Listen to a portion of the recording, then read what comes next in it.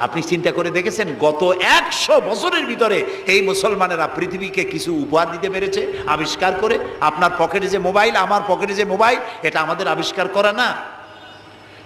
Computer আমাদের আবিষ্কার করা না? কিন্তু যখন আমরা পড়তাম তখন আমরা আবিষ্কারও করতাম।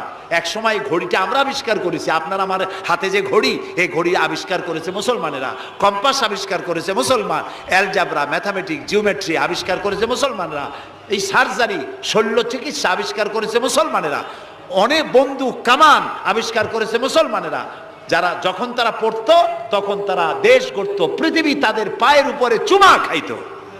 এখন লেখাপড়া নাই, অন্যের বানানোটা সেইটা গ্রহণ করি। যদি পড়তাম তাহলে নিজেকেও করতে পারতাম, পৃথিবীকেও কিছু দিতে পারতাম।